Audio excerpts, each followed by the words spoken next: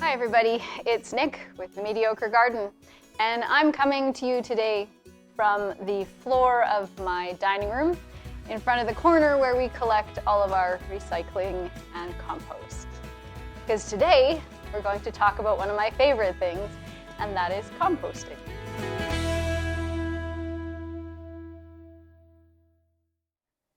So I'm here on my dining room floor in front of a pile of what looks to be garbage, but is actually our recycling and composting pile. It looks this bad because I asked everybody in the house to don't get rid of the compost and the recycling yet. I want to do a video about composting. Today, I couldn't take it anymore. I needed to clean it up, so I thought I might as well throw on the camera and quickly talk to you about what we compost at the Mediocre Garden. So any cardboard that's mostly brown, I will try to compost, or at least use it in my garden. So this will get probably shredded and then put into my compost. But you can see, apparently, lately we've been eating a lot of pizza. Way too much pizza. Anyway, we've been eating a lot of pizza. And I keep all of my pizza boxes to spread flat in between my raised beds in my garden to keep the weeds down. And I found that over time doing that has really helped me manage the weeds. My garden is in the middle of a prairie, and prairie ground will try and save itself from being blown away into oblivion. So if you dig up prairie ground, it's sending in all the ugly stuff with big long roots and very difficult to remove. In order to keep them down around my garden areas, I will spread pizza boxes flat. I'll take out any of the, they have those corrugated white cardboard bits underneath to catch all the real drippings. That will get thrown in the garbage because the cheese and the grease and the things like that I want to put in there. However, there's very minimal grease on the pizza boxes. The problem with the grease on the pizza boxes is that you can't recycle it then if it has any kind of grease on it. So you could tear off bits that don't have as much and recycle those, but instead I just fold them flat and lay them in the walkways around my garden. And I have a lot stored up so far. The other things that I compost are any kind of pressed cardboard. So these drink trays, I try first of all to say I don't need a drink tray, but if they do end up giving me a drink tray because I need one, I will tear this up into little pieces and I'll use that in my compost. Egg cartons, if I'm not using them to actually plant seeds in, then I will also tear those up. I tend to recruit everybody in the household and we sit around the bucket and we start tearing up things like this for the compost. Luckily, everybody in the household is pretty much on board with helping me compost as much as we can. We finally found what is generally the compost bucket after I got through all of that other stuff. So any brown paper bags, paper towel tubes, or toilet paper tubes, they all get torn up and thrown into the compost. We made the beeswax wraps with fabric. This is 100% cotton fabric, and it's just the pieces we cut off with the pinking shears. So this can go into the compost. More paper bags or any of the brown paper that comes in packaging. Yep, and then the rest in here is a lot of the same. Toilet paper rolls, paper towel rolls, drink trays, brown paper bags. All of this stuff is great for composting. I have a lot of animals. You may have seen some of them in my videos occasionally. We have, I literally lose track of how many cats we have. We have 2, 4, 5 in the house, though one only stays in my daughter's room. The other 4 have free reign of the house. I wasn't going to have any more indoor cats, but whatever, that all changed. So I have a lot of hair, a lot of cat hair. Also, I have a dog who sheds a tremendous amount, so I have a lot of dog hair too. The way my pets shed, they tend to leave sort of little tumbleweeds of hair everywhere, and I'll pick them up and I will throw them into the compost. So you can see I'm done with all my browns and shredding them up. This is a large amount of hair. My daughter recently shaved her head, so I rescued that from the bathroom and I'm going to compost it. And just all the paper and little cardboard and egg cartons. It's ready to go for my browns. We also try to compost as much as we can when we're cooking, and so food stuff leftovers. We happen to have a fair amount in here right now that needs to get dumped. So we have tea grounds and eggshells and onion skins and dried bread crusts, popcorn bits. That's pretty much all in this one. In here, there's leftover herbs, pumpkins that we were working off of. We try to dump the compost every day. We keep a bucket here on the counter open, and we have the compost bucket outside, just outside the door.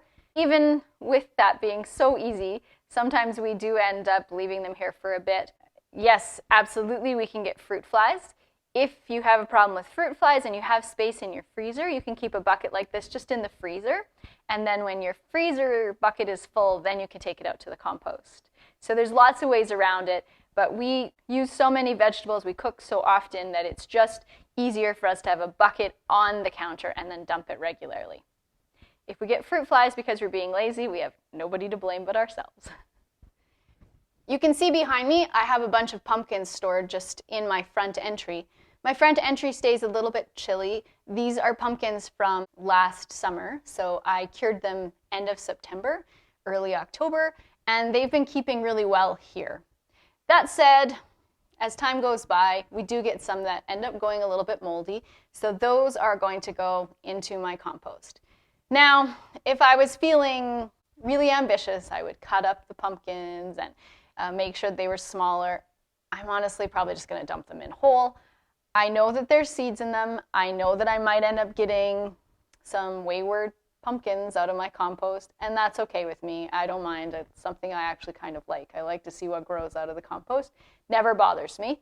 But when it is summer and I'm trying to compost a little quicker, then I will tend to chop up my vegetable scraps a little bit more so that they're smaller pieces. I'll break up my eggshells so that they can break down faster. But when I'm composting over the winter, it's just sitting in a bucket. It's going to be frozen. The heat's going to get on it once spring hits. It's all going to turn into this lovely compost mush. So I don't worry too much about it in the winter, frankly. So I'm literally at the door that comes right out of my kitchen, and we have a Rubbermaid container that the lid can lock so that it's, even if the wind gets it, it won't just go pouring out all over my deck, which admittedly has happened before. Animals can't get into it very easily. It works quite well for us. We have a number of them. I'll take you down to the garden to show you.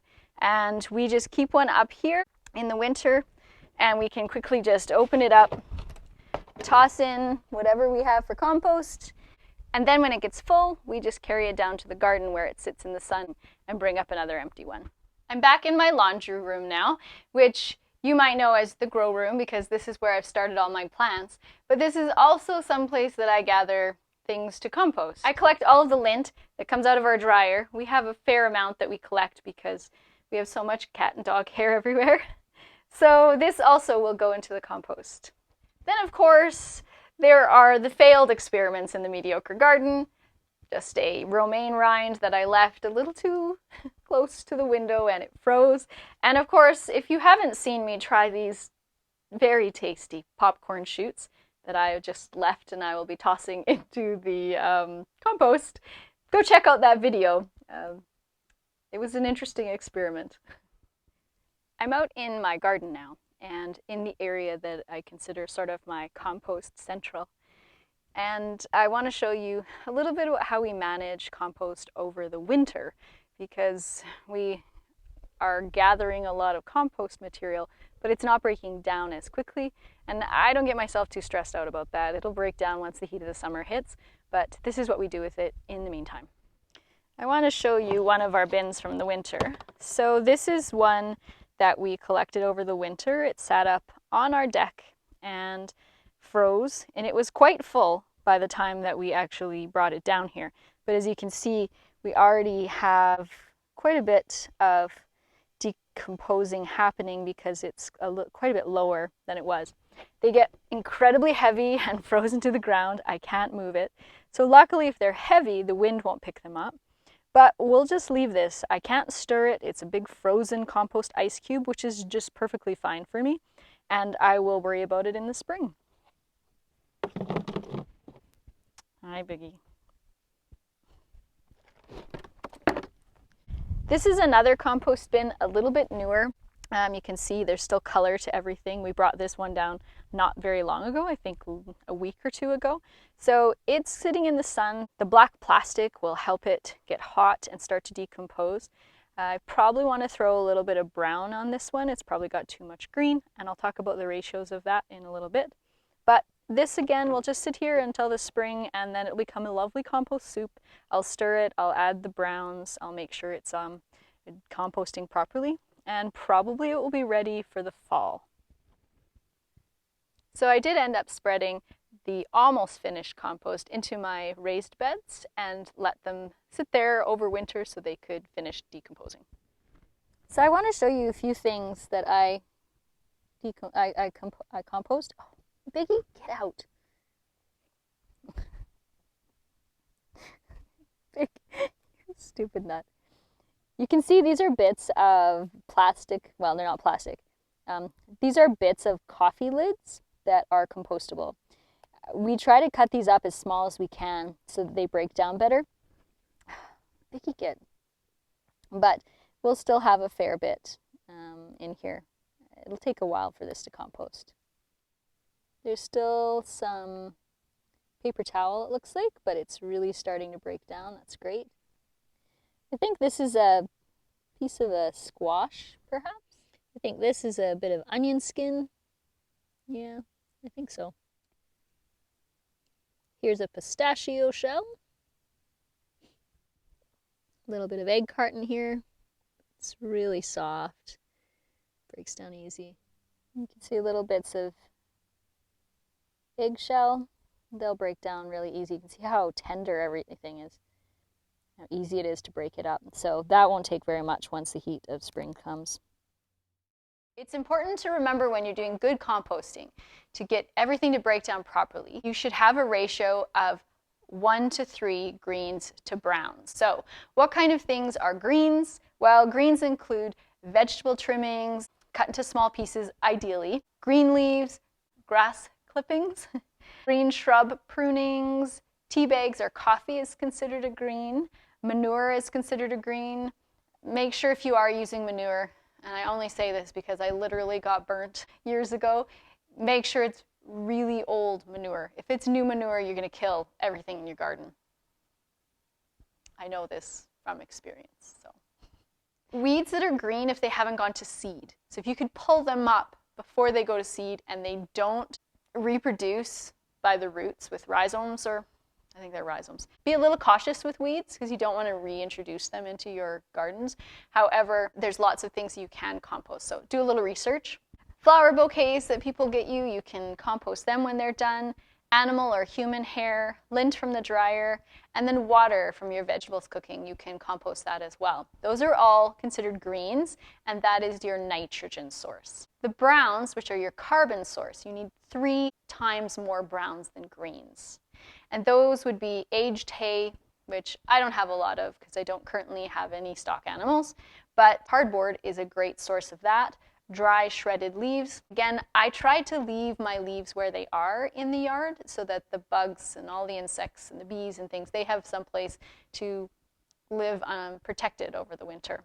But if you have lots of leaves, then definitely perfect source of a brown. Untreated sawdust, chipped wood, newspaper, cardboard egg cartons, paper towels, straw, paper rolls, wood ash from the fire pit, dried grass, shredded paper, and nutshells. Those are all browns. Definitely through the winter, it's harder to get the browns unless you start looking at your household waste. You're not going to have an endless source of dried leaves or hay. If you can get your brown sources from the cardboard, the egg cartons, that kind of thing, the vegetable scraps, they come easy.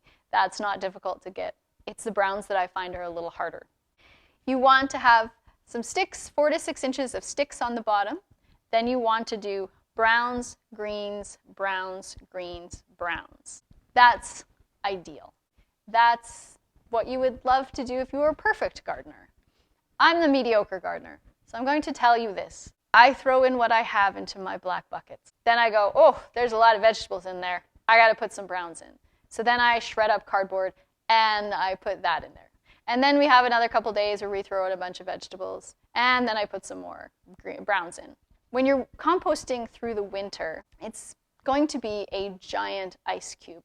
So there's not going to be a lot of composting if you're living in a climate like I am. And so I don't worry much about it in the winter. I just put it in and alternate as best I can. When spring comes, I try to be a little bit more thoughtful and alternate a little bit better. And then I will go into the compost buckets every few days, at once a week or so, and I will stir them and I will smell them. And if they smell like rotten eggs, I go, I need more browns. Compost shouldn't smell if it's at the right ratio. So I just use that as my trigger to say, I need to put some dirt in here, or oh, I need to grab some cardboard and put it in here, or I need to grab some dried leaves and put them in. And then I stir it some more, leave it for a few hours, come back and check, does it smell a little less? Okay, maybe add a little bit more. So I do that sort of smell check and try to adjust it that way. Ultimately, compost, when it's at its right composition, won't smell. And if you can just use your sense of smell, I think for the most part that works great. I'm going to get to work now. I have a ton of stuff all over the floor that I need to shred for my browns. And I hope that this has inspired you just a little bit to consider composting if you don't already. Or if you do compost already, widen your ideas of what you can compost and look around your household garbage and household waste and think, oh, don't throw that in the garbage. So many times I'll be like, who threw this big chunk of hair in the garbage? It should be in the compost. So yes, just start looking around your household to see what kind of things you could actually compost.